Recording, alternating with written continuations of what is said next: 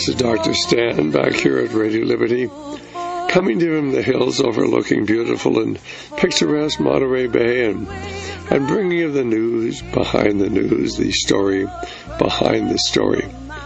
Hoping to convince you that reality is usually scoffed at, that illusion is usually king.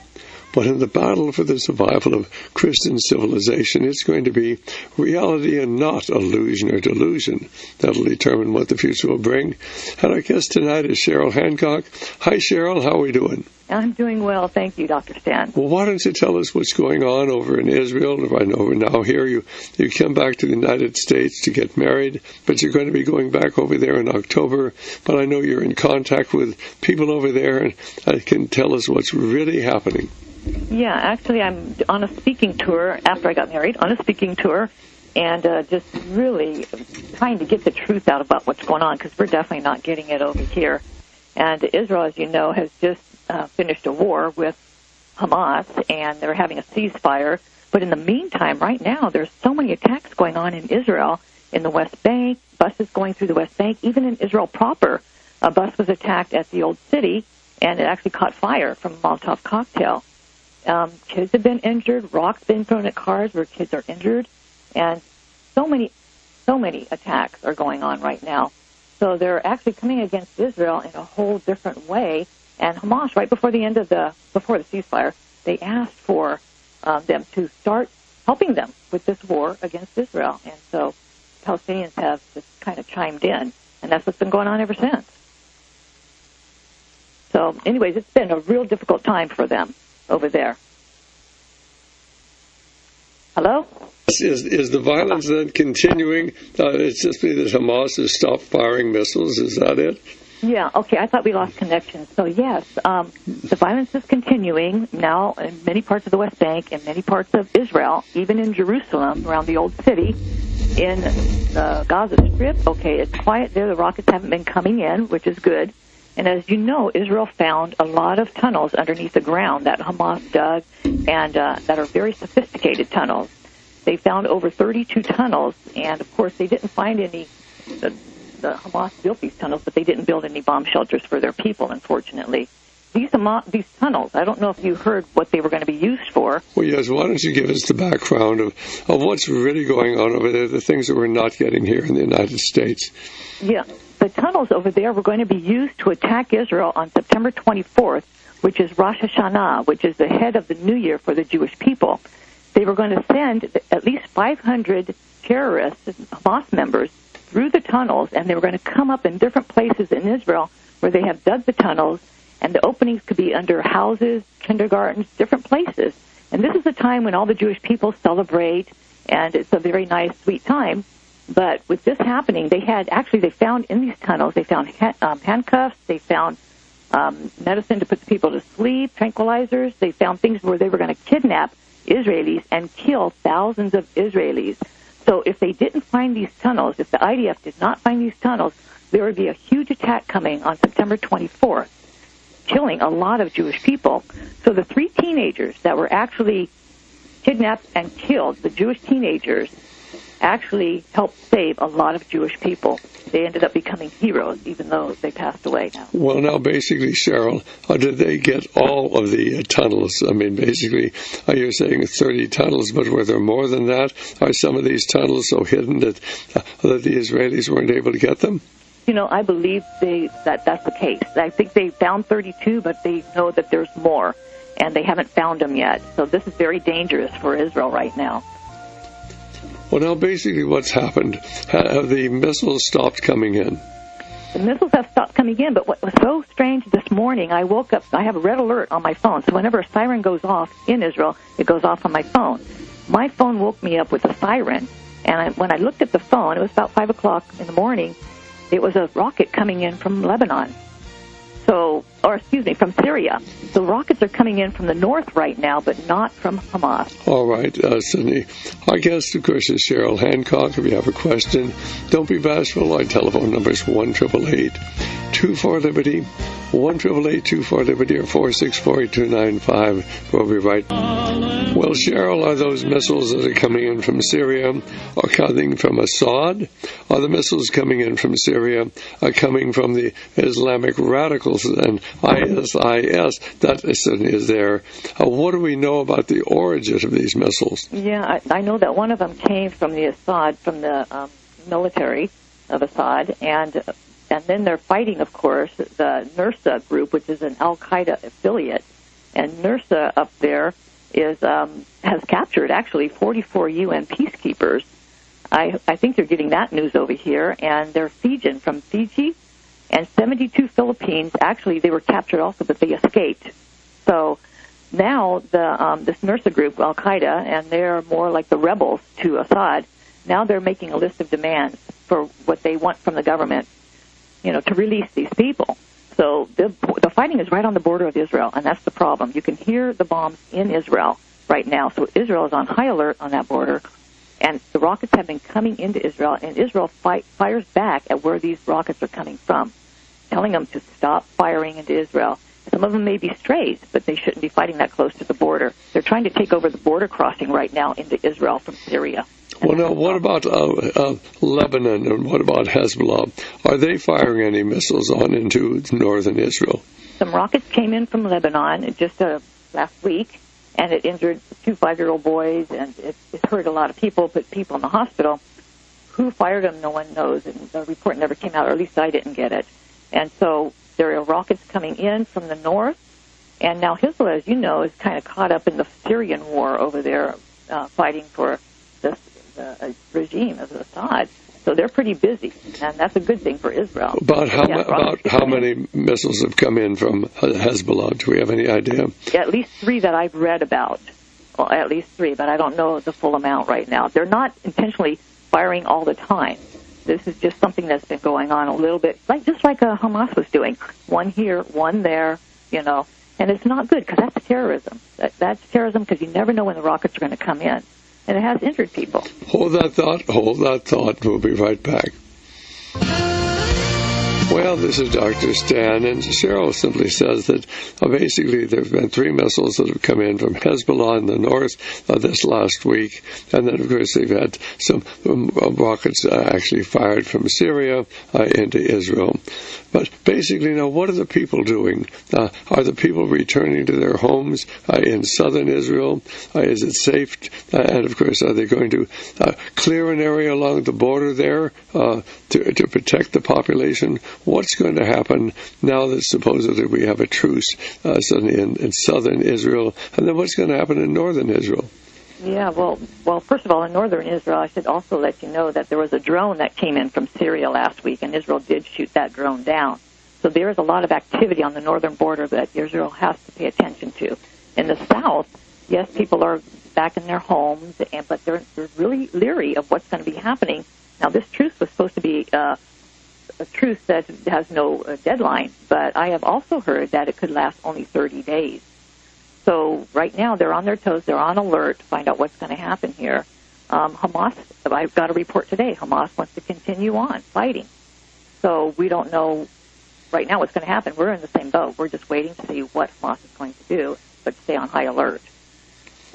And the kids have gone back to school, but, they also have to know exactly where the bomb shelters are, ready to run again. Well, now, what about Egypt? Is Egypt forming an alliance with Israel?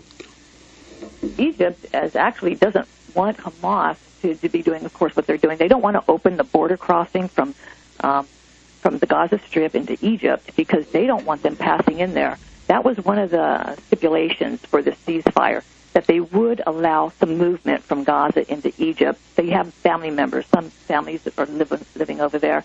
Plus, they go into hospitals just like they come into Israel to use their hospitals.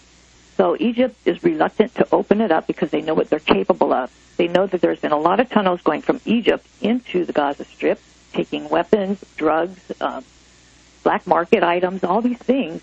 And they actually bombed some of those tunnels from Egypt into the Gaza Strip. they don't want to open it up. They know what Hamas is capable of. So they're on Israel's side as far as that goes. They don't want to do any more and give them any more free will, because if they do, as you know, the cement that went in there was not used to build homes as they said it would, or hospitals or schools. It was used to build tunnels to attack Israel with. Very dangerous group in there. Well, basically, Sydney, now, is there any change in the relationship between Egypt and Israel? Is Egypt actually helping Israel at this point? Well, Israel is supposed to have the peace negotiations. They're supposed to go on with peace negotiations, and Egypt is the one that's going to be brokering those. As far as their relationship, they are at least on the same page as far as Hamas, because Egypt is against the Muslim Brotherhood, which is what Hamas is a part of. They're the military wing, or a military wing of Muslim Brotherhood. So they're on the same page there. As far as any other relationship, I haven't heard that they're on other, no, not at this point, but at least they're getting along here. They're fighting not only against Hamas, trying to hold off Hamas, but ISIS also. And so Egypt and Jordan, and even Jordan, actually asked Israel to help them when ISIS comes into their borders, because Jordan has a good ground troop, but they don't have good Air Force. Israel has offered to help them with the Air Force to keep ISIS back.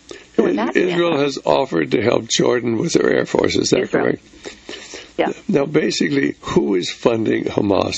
I mean, somebody's got to be putting up an awful lot of money so they can buy these missiles and then maintain their control over Gaza. Who is funding Hamas, do we know? Yeah, well, what I have seen, lots of reports, of course, Iran has been shipping missiles rockets into the Gaza Strip, and actually showing them how to make it. So they're making their own rockets in the Gaza University, and they're making them in other places. And these are the places that Israel had taken out. Some of the weapons making, where they make the weapons, and weapons storage places, and also Qatar has been funding them. And that's an open report right there. Everyone knows that Qatar has been funding them. They're still for them, for Hamas. So they've got Qatar and they've got Iran on their side and funding them. Iran actually vows to send more missiles into them. How they're going to get them in there, we'll see. Yeah. Well, now, basically, what is the attitude of the Palestinian people? Do they support Sydney Hamas, or are they antagonistic to this organization? Well, that's very interesting, because things have changed today. First of all, Hamas was keeping the people subdued in Gaza. They were using the people as shields. I'm sure you've heard some of that. During the war, a lot of the leadership of Hamas went to Qatar and stayed there while their people were taking on the war. And they told them to go and stay in their houses, to stand on top of their roofs if they have to, so Israel wouldn't bomb them. So not building bomb shelters for them, telling them to stay in their houses, they know that they're going to kill them. So they're using the people as weapons against Israel. Some of the people got angry and started protesting against Hamas. When they protested, they were arrested, they were tortured, and they were killed. So these are Palestinians. These are Palestinians, Gazans, people who live in Gaza Strip. Right. Protested against them. And then there were people that were helping Israel, giving them information, telling them where the weapons were, the storage places were, where they were making them. And so they killed, during the ceasefires, there was 9 or 10 of the ceasefires, they were killing these people. They call them collaborators to Israel. And if they just suspected somebody of giving information, they would kill them. They would hang them, or they would shoot them, execution style, to make examples of them, that you don't go against Hamas. So the people are very afraid of Hamas. But today, what was really interesting was that there was a poll taken. I don't know how accurate the poll is, but it said that how many people would vote for Palestinian Authority, Mahmoud Abbas, or how many people would vote for Hamas to win their leadership, to be their leaders. And 62% of that poll said they want Hamas to be their leaders. That's hard to believe, knowing how they treat their people and that they're such a bad dictator. But a lot of people know that the Palestinian Authority is very corrupt, and they don't want them in power either. So today, the poll said 62%. So Hamas would win if they had an election right now. Well, that's a pretty sad commentary on what's going on over there. I mean, I would think that the Palestinians would want to do everything they could to have Israel strong, because Israel offers jobs and finances for them, doesn't it? That's correct. They want to come into Israel. They all want to come into Israel for work, And I see them lined up in the morning where I live. There's hundreds of them that get, well, actually there's thousands of them that get permission to come into Israel to work, but there's hundreds of them that stand in front of my town and wait for people to pick them up to do construction, to do field work, because they'll get paid more doing that than they will in the Palestinian territories. There is no work in the Palestinian territories. What they're about, especially Hamas's charter is to destroy Israel. If they destroyed Israel, there would never not be a Hamas anymore. Or if you take away their weapons, there would not be a Hamas because they cannot destroy Israel. That's their whole goal. So these people are living under this leadership who wants to destroy Israel and uses all their money, their funding from the West, from America, from the EU, to destroy Israel. They don't build factories. They don't make jobs. They don't build houses.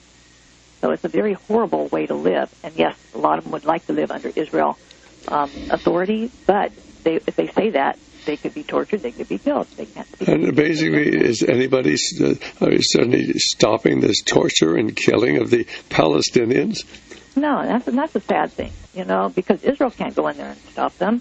And what about, all the people that are protesting against Israel? They see that these executions are being done of the collaborators. As a matter of fact, a rabbi called for prayer of the Jewish people for the collaborators, for the people that are being executed by Hamas. No one's doing anything. As a matter of fact, when people get killed, and I know this from experience, I know people that have been shot. When they get shot or if they're killed, no one knows about it in the Israel government.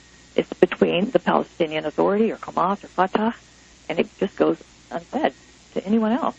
So nothing happens. No one goes to trial, and it's a very bad dictatorship that's running. Well, our telephone number is 1-888-24-LIBERTY if you have a question for Cheryl Hancock, because Cheryl's on the front lines of what's really going on in Israel today. What's happening to tourism over there? What's happening to the Israeli economy? Because certainly they're dependent upon tourism for maintaining certainly a large part of what the Israeli government has to spend. Yeah, it's true. The economy has suffered through this past couple months, and tourism, a lot of people had to cancel their trips.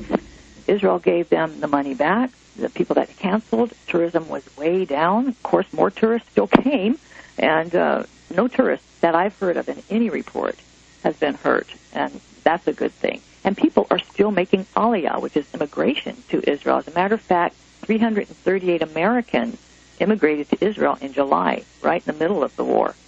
So there are people still going to Israel. It's not bothering them. The war's not bothering them as much. Tourism is down, yes, and Israel needs that money. That's what they use. As a matter of fact, you know that. So, yeah, it's been hurting them, and hopefully it'll pick up. Well, basically, are more people leaving Israel than coming back? I know some people are just saying, well, we're not going to put up with this anymore, and they're coming to the United States or other places. So, suddenly, are they losing population or are they gaining population? Well, from what I hear, the reports I get, they're gaining population. Yes, they are losing people here and there, and a lot of it is young couples will find work over in America or in a Western country. They'll take those skills that they learn in America or the Western country and bring it back to Israel at a later date, years on down the road. And a lot of people, well, not a lot, but some people will leave Israel because a lot of people have dual citizenship. There's 250,000 Americans that live in Israel, Jews that live in Israel, and they have dual citizenship. So, how many is that? 250,000. 250,000 Israelis have dual citizenship. Our telephone number is 1-888-24-LIBERTY. 1-888-24-LIBERTY or 464-8295. And God has certainly placed Israel there for this time in history. And I think that terrible times lie ahead. I think that certainly what we're seeing certainly with Gaza and Hamas is simply temporary. It's only a matter until Hamas can get more missiles, and then it starts all over again. But if you look at the pictures of what's happened to the homes and the businesses and the structures in Gaza, it's frightening. We'll be back here in just a moment.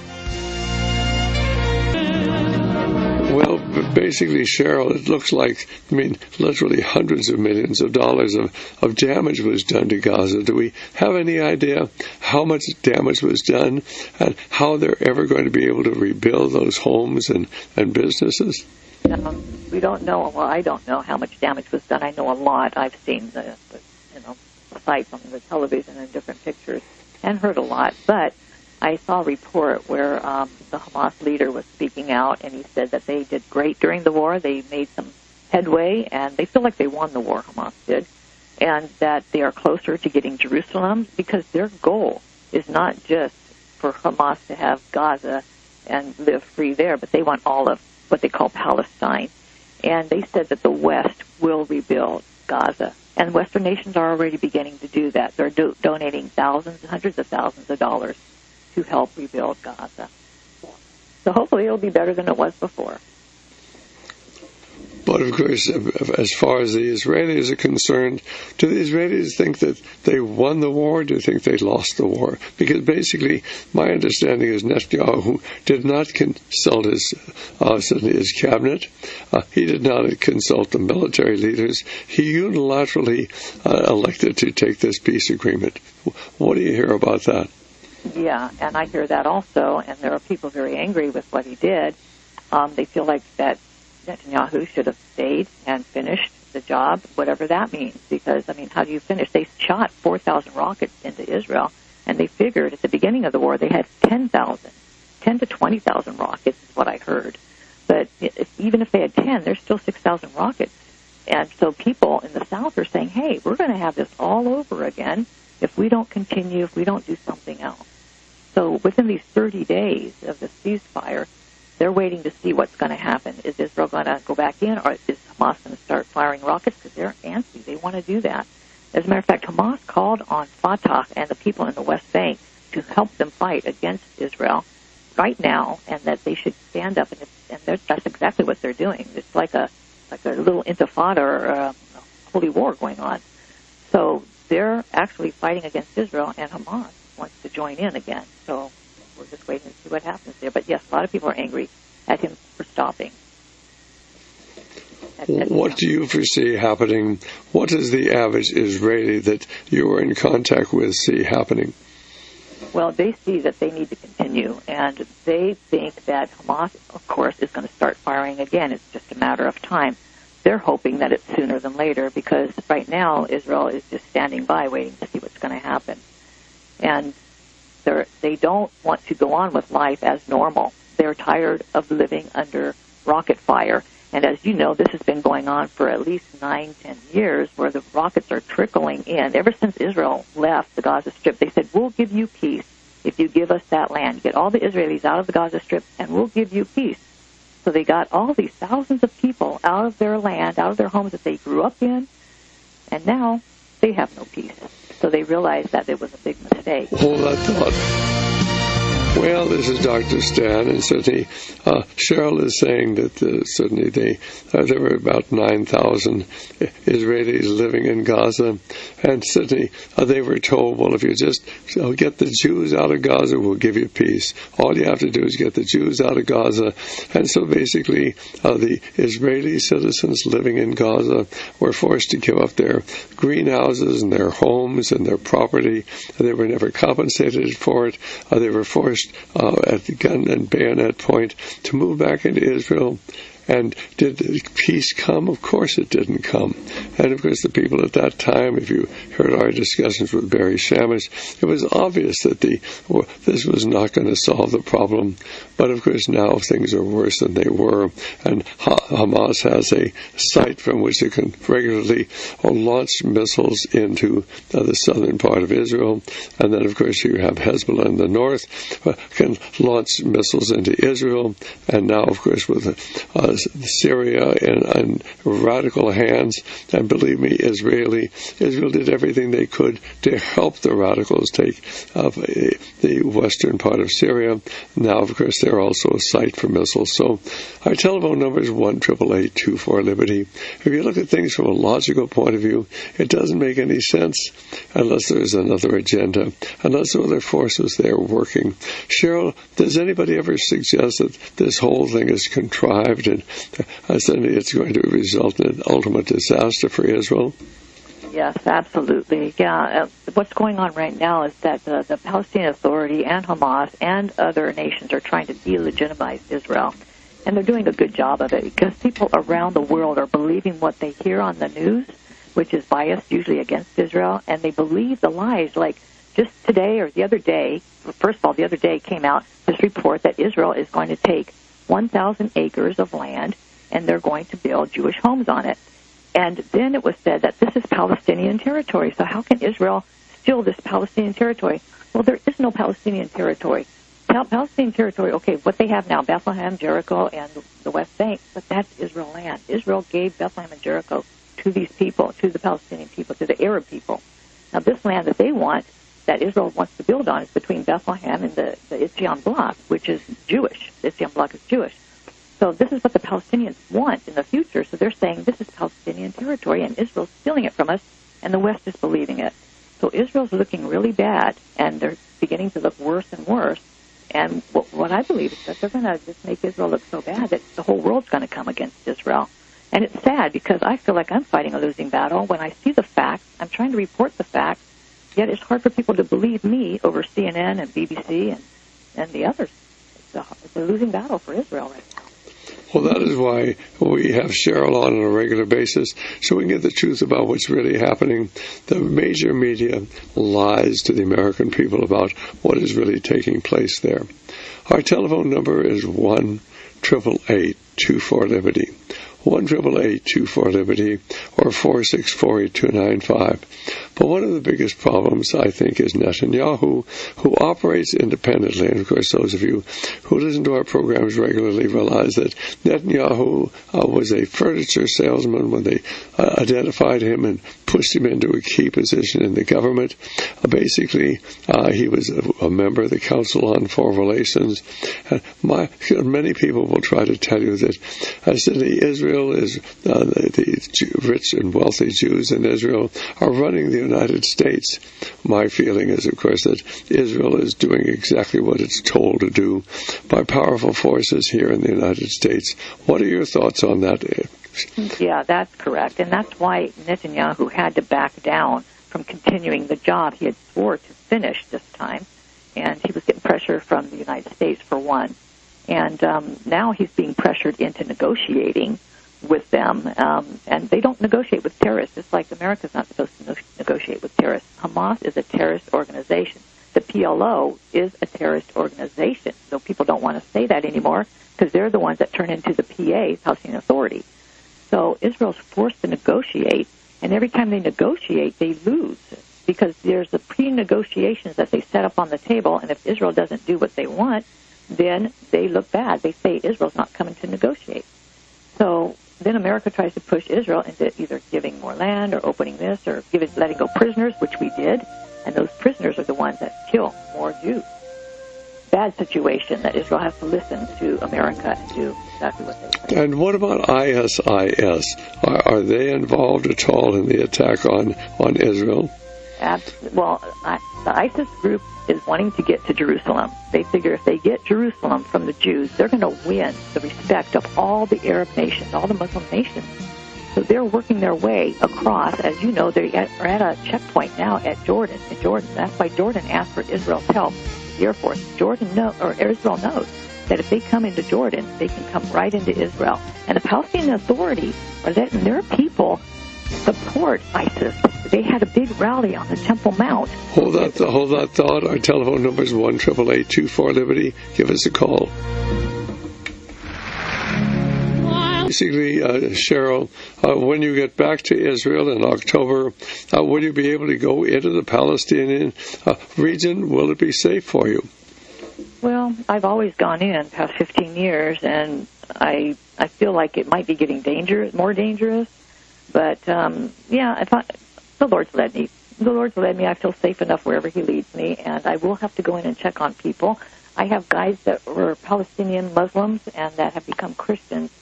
And because of the Gaza war, they have not been able to work because Gaza bombed their village where they were all working at. So that puts them out of work. And I go in to help them with humanitarian aid, but also to tell them about hope, and they need that. You know, one of the guys that we led to the Lord, he actually went to Mexico. And this is really a heads up for America because a lot of people in the Arab nations know that they can go to Mexico, and that's an opening for them to get into America. And now, one of our government leaders, Governor Rick Perry, said in the last 4 months, high levels of terrorists have come into the United States. So the Mexican border is very porous, and even the Palestinians are doing it just to get into the United States so they can live there. Pretty crazy. Well, do you really think these are terrorists are coming in, or are these simply Palestinians who want a better life? Oh, well, some of them are Palestinians wanting a better life, like the one I just told you that we baptized in the Jordan River. And then some of them are terrorists, so they know that actually Hezbollah, I had reports on that a few months ago that Hezbollah was coming in, and now they know that ISIS members are coming in. But there are higher levels than ever before now coming into America, so it's getting very dangerous here. All right, fine, and I think that, ladies and gentlemen, we may actually find a beginning acts of terrorism, because, of course, we're doing everything we can to build up ISIS. ISIS was created and funded by the CIA, and if you want to verify that, look up Aaron Klein. Aaron Klein writes for WorldNet Daily. I know him. I believe he's correct. And he points out how ISIS was created and funded and trained and armed, certainly in the year 2012, with the full help and support of the CIA and our own military. Well, our telephone number is 1-888-24-LIBERTY if you have a question for Cheryl. Cheryl, I want you to get your web page out and tell people what they will find when they get there. And don't you have a radio program of your own? Yes, I have radio reports that go to Toronto, Canada, and I put those out weekly. Since I've been on the speaking tour, I've been too busy. But yes, I do other media. I write for Jerusalem Post, the Christian edition sometimes. I write for Charisma Magazine. I've written for Charisma Magazine. So I do different things just to try to get the truth out wherever I can. I've done television in Las Vegas recently. Whenever I pass through, there's a radio station or television station that wants me to come, I will do interviews there.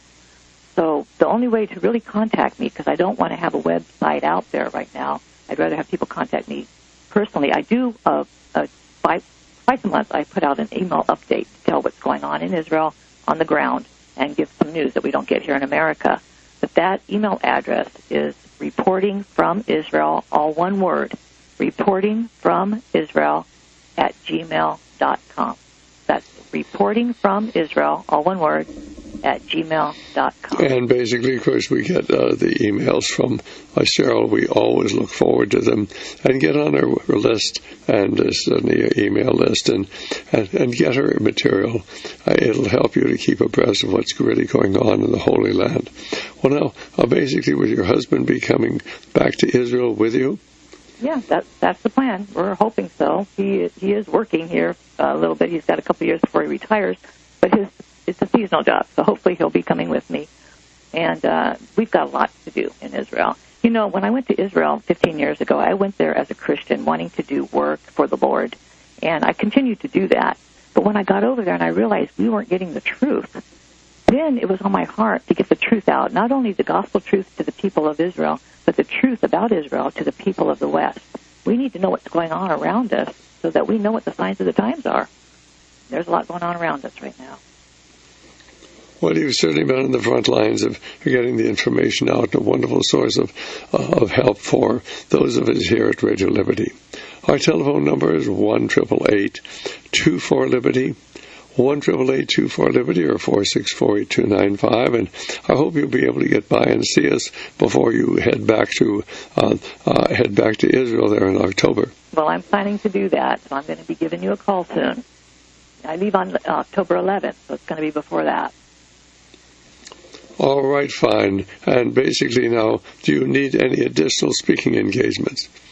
No, I'm pretty full right now. I'm in North Carolina. I'll be doing South Carolina, Georgia, and Florida, and then driving across to California, finishing up there, and trying to prepare myself to go to Israel again. So, pretty full, but next year is open. All right, fine. Well, right now we have... let's see, is that Ron? Ron from Washington. Okay, fine. If they'll, my producer will just put them through, I will talk to Ron. But our telephone number is 1-888-24-LIBERTY, 1-888-24-LIBERTY or 464-8295. If you'd like, of course, to give us a call. But if our producer will put Ron through, I will put him on. Otherwise, we'll have to go on to something else. Under any circumstances, suddenly, you mentioned that Israel really is having real financial problems because of the drop-off in the tourist industry. Yeah, there's been a lot of concern because the tourism has dropped off, and Hamas knows that, and that's why they were trying to target the airport. There's only one international airport in Israel, Ben Gurion Airport in Tel Aviv. So they got close to it one time, and, they have missiles that you can't guide. So they just shoot them in hopes to hit something. They don't care if it hits a school, an airport, a mall, and they have hit synagogues, malls, all these things this time around, and we haven't heard about that in the news because a lot of times people weren't killed. We only hear when people are killed, but a lot of people were injured and sent to the hospitals. But yes, if they put the threat out that they were going to target the airport. I tried to send some mail to Israel, and it's still caught in New York. I can't get my mail to Israel because they're afraid of flying into Israel. So tourists are afraid to fly into Israel right now. And, of course, that will die down, if the ceasefire holds. So, and some tourists are just coming. They don't care. They're called there to see the land where Jesus walked, the Holy Land, and nothing will stop them. And I really believe that if the Lord leads you there to go see that land, I think you should go. But you got to have the green light and feel the peace in order to go. Well, we have Ron calling again from Washington. Ron, do you have a question or comment? Just a question about the disinvestment by a number of these organizations, including churches, that are disinvesting in Israel. And I wondered what Cheryl thinks about that. Yeah, well, that's a good question. What's going on is Israel, I live outside of Israel proper. I live in a so-called settlement where there's 40,000 Jewish people. This was desert land that no one wanted. So Israel went and built on it. They have a factory there, and in that factory, they hire a lot of Arab people from the villages around and Jewish people that live where I live. Now, what people are doing in the West and in churches are saying, if Israel is living in those territories, we're boycotting all those goods that come from those territories. Okay, because they say that's Palestinian land, though it's not Palestinian land now, but Israel said they're going to give them a Palestinian state. Now, what they're doing when they boycott is they're taking jobs away not only from the Jews, but from the Palestinians. It's a sad thing. So it's a trad situation all the way around. I believe the Palestinians are being used. I believe the Israelis are being used. And I don't think that the average person has any idea what is really going on over there. Anything else, Ron? Well, it seems that it's very, it's more than sad. I almost think it's blasphemous the way some of these supposed Christian churches treat Israel. Not that Israel's always great, but if they get conquered by the Arabs, they'll slaughter the Jews. And you're not talking about religious liberty. There's no religious liberty in these Arab states. Yeah, that's right. The only democracy in the Middle East is Israel. The only place you have freedom of religion is in Israel. And a lot of the guys that I baptized have been tortured. Some of them have been killed because they changed their religion from Islam to Christianity. There is no freedom. And I think it's so difficult for the average American, even many listening to this program, to realize that if you're a Palestinian and, of course, you convert to Christianity, why they would torture you to death. I mean, so that these things don't happen as in a civilized society, but we're not living in a civilized society today. Ron, did you have anything else you'd like to bring out?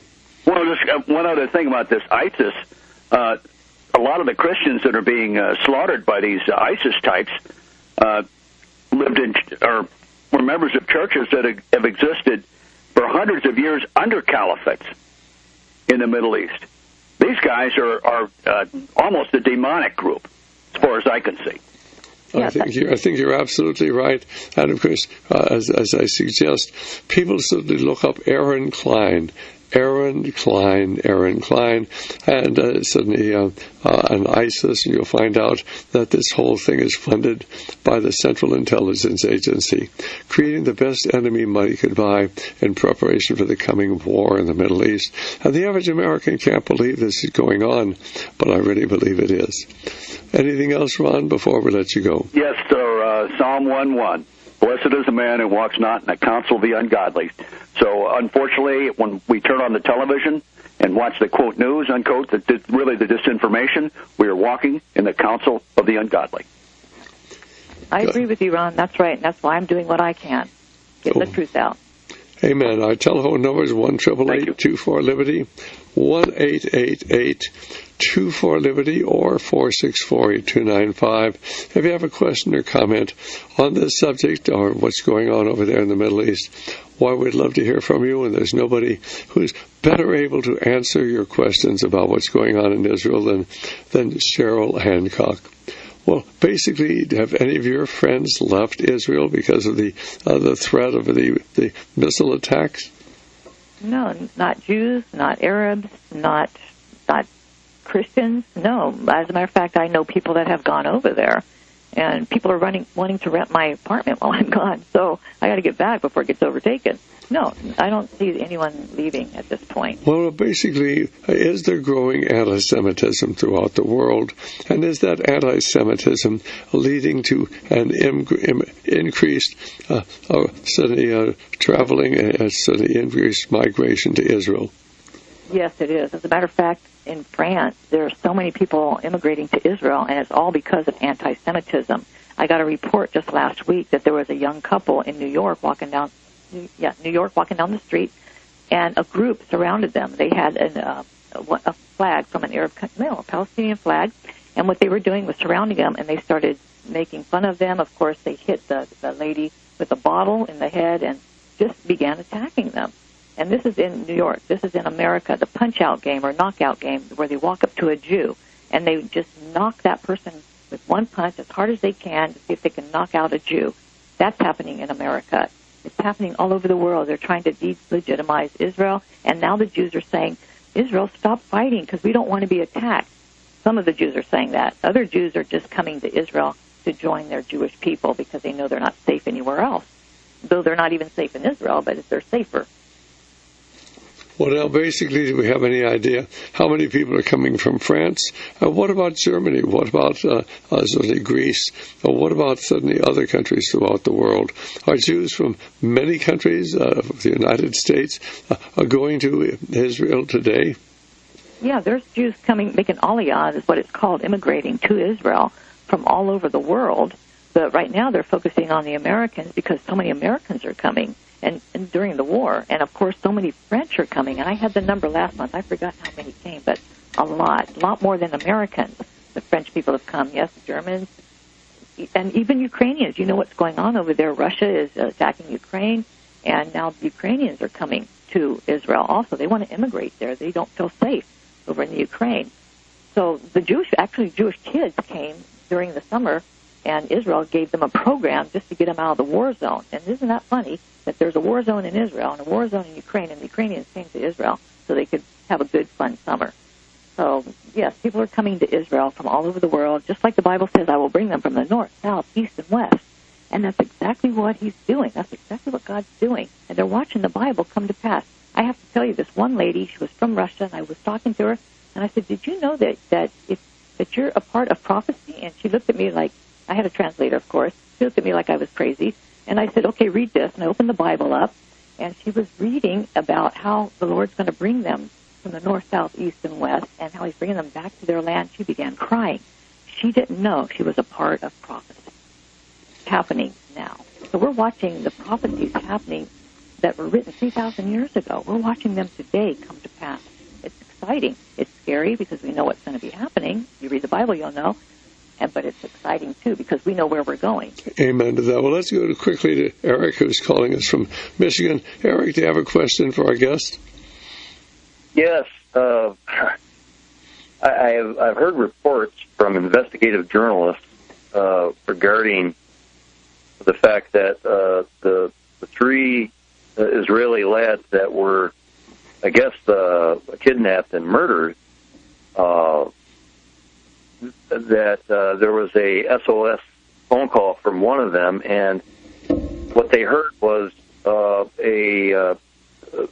some Jewish-speaking adults that were, yelling at the lad, and So I wanted to call her attention to a fellow by the name of Ari Ben Manash, who was Yitzhak Shamir's special advisor. He was also a member of Israeli Special Intelligence Service, ISIS. And he wrote the book Prophets of War, describing how Israeli intelligence would recruit Egyptian citizens of Israeli descent to conduct terrorist attacks. So, I find it hard to believe that nobody is talking about that, and it's always Israel is acting in self-defense. And then there's another guy, Elon Pop, one of Israel's most scholarly historians, who authored the book The Ethnic Cleansing of Palestine, and he documents that it's always been Israel engaged in the offensive attack. All right. Let's ask Cheryl for her thoughts on that. Thank you for calling. What are your thoughts on what Jack was saying? I was in Israel when the 3 kids got kidnapped, and yes, Arabs do speak they speak Hebrew, because a lot of them live in Israel. A lot of them learn it in school, and a lot of my friends, they speak Hebrew. So just today, a report came out that they caught the guys who did it, and they were Hamas members. So if you go to Art Sheva, you'll see the report, and you'll see that 3 of them were involved in it. 1 guy owned the land where the kids were found. So, electoral process, and we need your help so people will understand. People say, well, if they're as powerful as you say they are, why haven't they taken over? And the response is they have taken over. They have taken over, and they're using the financial and military power of the United States to bring about a world government. And the average American really doesn't understand. They never stop and ask why we have our troops stationed in 130 nations. Do you really think they're protecting America? Why do we have 800 to 1,000 military bases throughout the world? Are they really protecting America? And the answer is obviously no. But the average American is not to understand what is really taking place. And that's why I do what I do, 5 hours a day, 5 days a week. And if you'd like to join the Radio Liberty family, we'd love to hear from you. Again, our number 1-800-544-8927.